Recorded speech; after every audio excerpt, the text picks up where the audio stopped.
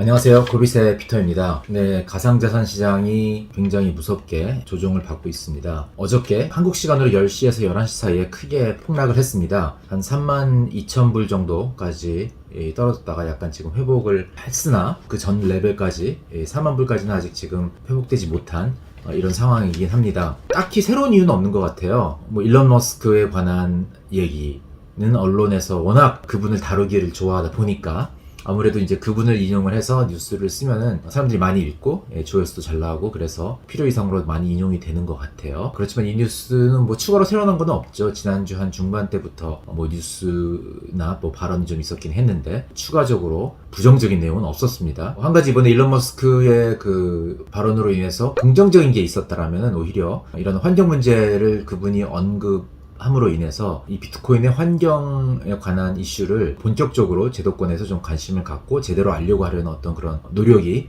생기는 어떤 그런 계기가 되지 않았나 하는 부분이고요. 또 한 가지 안 좋은 뉴스라고 하면은 로이터에서 이제 중국에서 제도권에서 이제 비트코인 네트워크나 뭐 다른 블록체인 네트워크를 페이먼트 레일로 사용을 못하게 한다라는 뭐 내용인 거라고 보도가 됐는데 이거는 뭐 알고 보니까 사실 원래 있었던 규제를 지금 다시 재탕해서 보도를 한 것 같아요.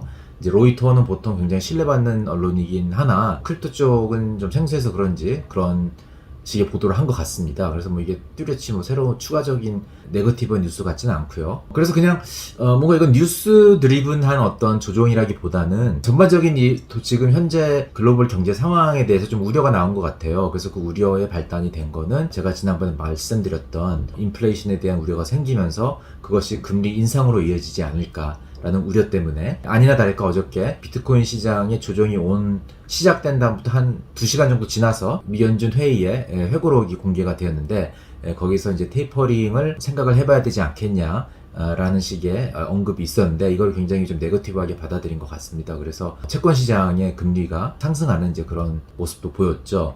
그래서 일반적으로 금리 인상에 대한 우려가 지금 좀 확산이 되고 있는 것 같고 실제로 이거는 이제 미 연준 자체가 정책 금리를 올리지 않더라도 이런 식으로 자꾸 채권이 매도가 돼서 채권 금리가 올라가면은 이 금융시장 전반적으로 파이낸셜 컨디션 자체가 좀 타이트닝 되는 효과가 있기 때문에 꼭 이게 정책에서 온 것이 아니다 하더라도 그런 식으로 시장 금리가 오르게 되면은 아무래도 자산 가격에 좀 안 좋은 영향을 끼칠 수밖에 없지 않을까 이렇게 생각이 됩니다.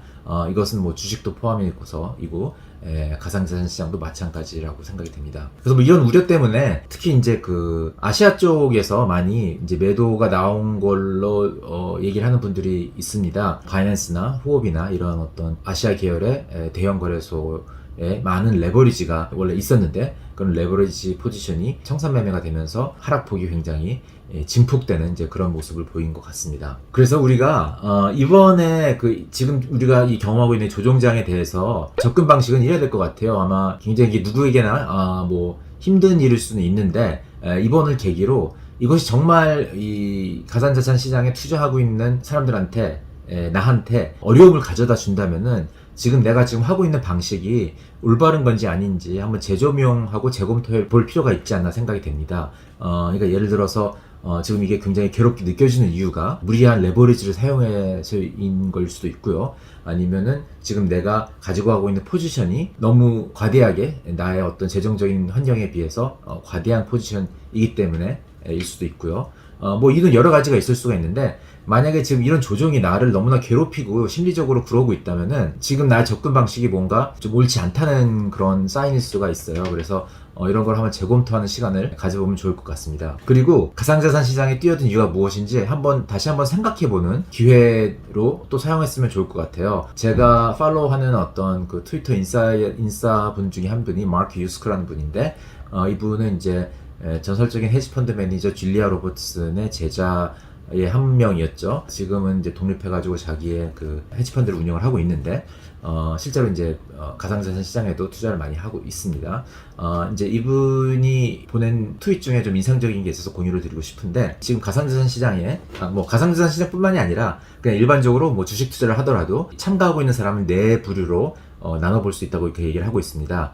첫 번째가 인베스터고, 두 번째가 트레이더, 세 번째가 스페큘레이터, 네 번째가 갬블러, 그래서 인베스터는 자산의 가격이 원래 가치보다 오버밸류 되어 있는지 언더밸류 되어 있는지를 기준으로 사자 팔자를 결정하는 이제 그런 부류인 거고요. 그 다음에 트레이더들은 이제 프라이스 트렌드, 가격 트렌드를 기준으로 사자 팔자를 결정하는 집단인 거고요. 세 번째로 스페큘레이터는 가격이 오르면은 사는 거고 가격이 떨어지면은 파는 프라이스 방향에 그냥 맞춰서 행동하는 사람들, 이런 사람들이 스페큘레이터들이고, 그러니까 뭐 소위 말하는 모멘텀 트레이더들인 거죠. 마지막으로 갬블러들은 남들이 사라고 그러면 사는 사람들이고 남들이 팔으라고 그러면 파는 사람들이고, 뭐 이렇게 나눠볼 수 있다고 얘기를 합니다. 자, 여러분은 자기 자신을 어느 부류에 넣겠습니까? 제가 볼 때 이 세상에 이 지금 시장에 참여하고 있는 사람들 대부분들은 제가 마지막에 세 번째, 네 번째로 언급한 스페큘레이터들이나 갬블러들이 훨씬 더 많은 것 같아요. 이거는 무엇을 보면 또 알 수 있냐면은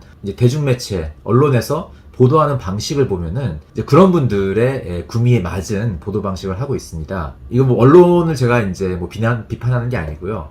그분들은 단지 많은 대중들이 읽고 싶어하는 거에 맞춰서 이제 기사를 쓰게 되니까 어떻게 보면은 대중 심리의 거울이라고 할 수 있는 거죠. 그래서 언론의 보도 방식만 봐도 지금 이 사회가 이 가상자산 시장에 대한 어떤 생각을 갖고 있는지 우리가 알 수 있을 것 같고, 이제 이럴 경우에는 지금 최근에 받고 있는 조종이나 이런 것들이 굉장히 스트레스 그런 현상으로 이제 다가오겠죠. 그렇지만 갬블러나 스페큘레이터 같은 접근 방식으로 돈 벌기는 굉장히 저는 어렵다고 생각을 해요.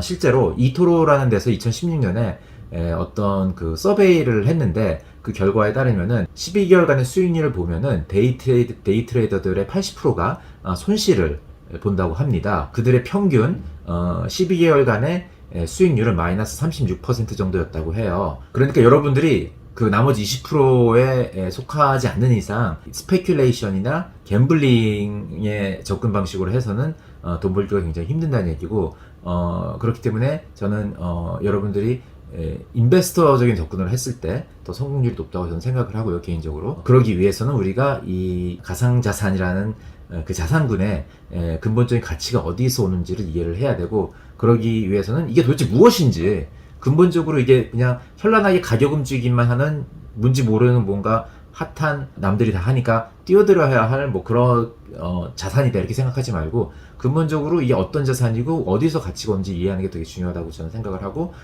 이제 그런 이해를 돕기 위해서 여러분과 이렇게 많은 정보를 공유하고자 하는 것이 저희 채널에 나가야 될 방향이라고 저는 이렇게 생각하고 운영을 하고 있습니다. 네, 그래서 이렇게 근본적인 네트워크의 가치에 중점을 두고 펀더멘털리 이해를 하면은 가치가 성장하기 위해서는 이제 중장기적인 접근을 할 수밖에 없는 거고, 중장기적인 관점에서 봤을 때는 어젯밤에 경험했던 그런 조정은 그렇게 크게 문제가 되는 게 전혀 아닌 거죠. 우리가 조금만 이렇게 넓은 관점에서 좀 이렇게 빅픽처를 보면은 비트코인이라는 자산은 금년 들어와서 지금 29%의 수익률을 내고 있고요. 이거는 어저께 조정을 받은 것까지 포함을 해서 전해드리는 숫자입니다. 1년간의 수익률은 298%이고요. 3년간의 수익률은 337%, 5년간의 수익률은 거의 8000% 정도 나옵니다. 이런 자산군이 없어요, 아무리 찾아봐도. 그리고 근데 이렇게 엄청난 수익률을 가져다주는 자산군은 또 그만한 대가를 치러야 되는 건데, 그것이 바로 변동성이라는 거고요. 그래서 우리가 이 어떤 자산에 투자를 할 때 변동성은 이제 리스크의 하나의 표출 방식인데, 이제 리스크가 일종의 수익률을 얻기 위해서 지불해야 되는 대가라고 치면은 높은 수익률을 가져다 주기 때문에 그만한 대가를 치러야 되는 거고, 결국에는 리스크의 가성비가 좋은지 안 좋은지를 따져봐야지 그 자산에 투자하는 것이 올바른 행동인지 아닌지 알 수가 있는 것이고, 그런 리스크 가성비 관점에서 봤을 때 이 비트코인이라는 자산군은 엄청나게 가성비가 좋은 그런 자산군입니다. 이거는 제가 과거 여러 다른 어떤 영상에서 설명을 한 적이 있는데, 흔히 이제 자산운용업계에서는 이제 리스크 가성비를 샤프 레이쇼로 표현을 하죠. 결국에 뭐 공식은 수익률 나누기 변동성으로 이렇게 해서 보통 이제 표시를 하는데, 이거를 다른 자산군, 주식이나 채권이나 뭐 원자재나 이런 거, 부동산이나 이런 거를 비교해 봤을 때 비트코인의 과거 샤프 레이쇼, 즉 리스크 가성비는 다른 자산군보다 월등하기 때문에, 그렇기 때문에 투자를 해야 되는 자산인 것이 맞는 것이고, 그거에 따른 비용도 충분히 지불할 만한 어떤 마음가짐 그리고 이해도를 갖춘 다음에 뛰어들어야지 중장기적으로 성공할 수 있는 그런 자산이라는 거 여러분들에게 말씀드리고 싶습니다.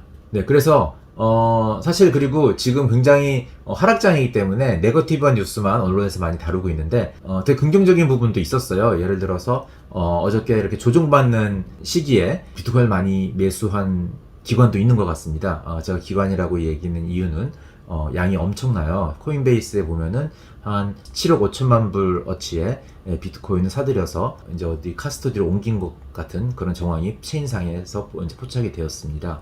그러니까 어딘가 큰 기관 같은 큰 손이 이번에 조종을 매수 기회로 삼고서 사 모으고 있다는 그런 얘기고요. 또 하나는 이제 제가 항상 네트워크의 발전 과정을 지켜봐야 된다고 얘기를 하는데 제가 지지난번 에피소드에서 말씀드렸던 그 비트코인 네트워크 업그레이드를 하고 있죠. 지금 태프루트라는 이름으로 이름의 업그레이드인데 지금 이게 한 거의 3년 만에 3년인가 4년 만에 처음으로 하는 업그레이드고요. 이것이 통과될지 안 통과될지는 블록 마이닝 하는 분들이 거기에서 의사표출을 함으로써 결정이 될 건데, 여태까지 봤을 때는 지금 현재까지는 이제 90% 이상이 동의를 하고 있다는 모습을 보이고 있어서 업그레이드의 네트워크 참여자의 많은 분들이 동의를 할 확률이 커 보이고, 이제 적용이 되는 시점은 11월 달부터인데 이제 그렇게 되면 비트코인 네트워크가 한층 더 업그레이드된 그런 네트워크가 될 수 있다는 이야기 때문에 중장기적으로 굉장히 긍정적인 뉴스가 아닌가 싶습니다. 네, 여러분 굉장히 좀 장이 마이너스를 신호를 보내고 있어서 좀 불안하실 수도 있겠지만은 어떤 이러한 부분들을 염두에 두시고 만약에 조금 감정적으로 너무 힘들다 하면은 한번 여태껏 했던 접근 방식도 다시 한번 재검토해 보시고 이런 기회를 삼아서 중장기적인 관점에서 접근을 하면은 여러분들 꼭 성공적인 투자를 이루는데 도움이 되지 않을까 이렇게 생각이 됩니다. 네, 오늘은 여기까지입니다. 바이바이.